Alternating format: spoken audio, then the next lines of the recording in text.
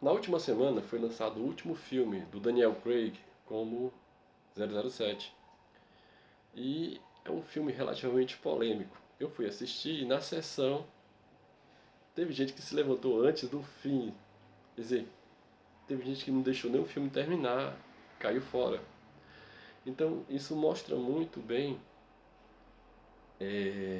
o apreço que aquelas pessoas que conhecem a franquia 007, como eu, que assisti desde a adolescência,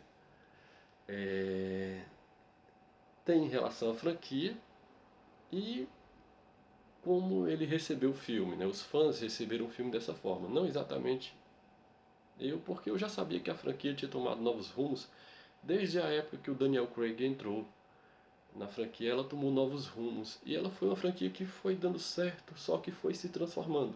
Isso mudou a forma como se via o 007, o personagem 007, que retornou de uma forma bem diferente, com o Daniel Craig. Bom, é, nesses últimos tempos, né, com toda a questão da cultura do cancelamento e várias formas de protestos, né, em relação a certos posicionamentos, o 007, né, particularmente, mas também outros personagens, eles passaram por um certo nível de censura, poderia se chamar assim. Eles precisavam ser modelados, né? Então, é uma das franquias mais antigas que existe no cinema.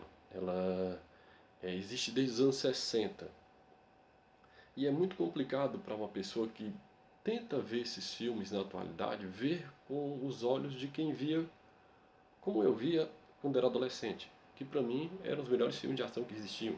Eram os filmes do 007. E não só isso, eram filmes que tinham um background histórico. Não era só quando eu era adolescente, eu via aquilo como simbolismo. 007 era um símbolo. É um símbolo de vários posicionamentos daquela época. E é por isso que ele passou a sofrer esse nível de censura. Né? Precisou ser remodelado, precisou ser transformado com o tempo. O problema é que para quem assiste na atualidade um filme do 007, além de ver um certo nível, né, o James Bond, né, além de ver um certo nível de estranheza na época, porque ver um filme dos anos 60 tem um impacto de estranheza, assim como ver um filme dos anos 50 sofrer um impacto daquilo que dos resquícios de uma época, né? Aquilo que marcava a época, aquilo que era forte na época que hoje está ultrapassado, invariavelmente. Então você sente o impacto, né? São filmes satíricos muitas vezes, mas a verdade é que trazem toda uma iconografia da época, trazem toda uma potência da época que causam estranheza em quem assiste. Para além até da sexualidade do personagem ou da violência que poderia se imprimir. Mas o 007, ele era uma revolução justamente porque, na época, nos anos 60, né? Ele era uma revolução exatamente porque ele não era um filme de ação tradicional. Na época, lá. Ele praticamente inventou o que seria o filme de ação posterior. O filme de ação dos anos 50 ou 60 era o filme de guerra ou era o filme faroeste. Quando o 007 surgiu, ele surgiu como um homem que não era exatamente um herói do Bang Bang, ou ele não era um herói de guerra. Ele era um homem refinado, que muitas vezes seria uma espécie de executivo, um cara de férias, um cara que não levantava suspeitas, que ninguém achava que seria um assassino. Se você for ver o filme do Sean Connery, ele é um homem que parece muito comum. Ele tem um certo nível de força persuasiva, é um homem diplomático, mas que, um detalhe, ele mata. E é uma pessoa que pode ser mortal, pode ser cada vez mais fatal. Até o ponto em que o vilão percebe que ele é realmente perigoso. Então, o 007 era uma fórmula na qual ele funcionava exatamente por essa questão. Né? Ele era aquele personagem que ia, no decorrer da trama, ele ia aparecendo cada vez mais forte, cada vez mais mortal, poderia-se dizer assim. E não eram brutamontes, não era uma pessoa musculosa exatamente, mas era um homem perigoso. E ninguém sabia por que ele era perigoso.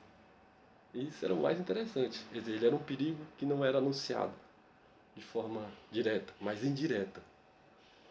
E aí foi se criando toda uma cultura em relação àquele personagem, que ele representava um status quo, que era a Inglaterra, ele representava uma série de posicionamentos de uma época.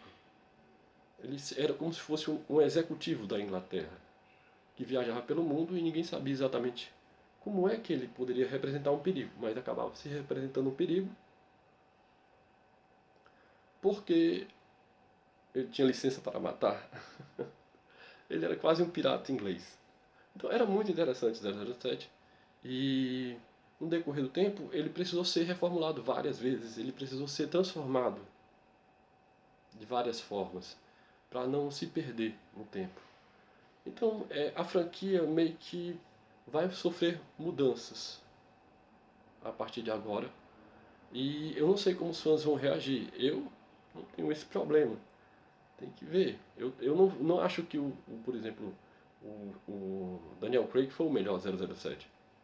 Para mim, o melhor James Bond foi o Sean Connery ainda. Mas eu compreendo que é preciso um novo posicionamento, que é preciso uma nova forma de encarar o personagem. Então, vamos ver quais serão essas mudanças.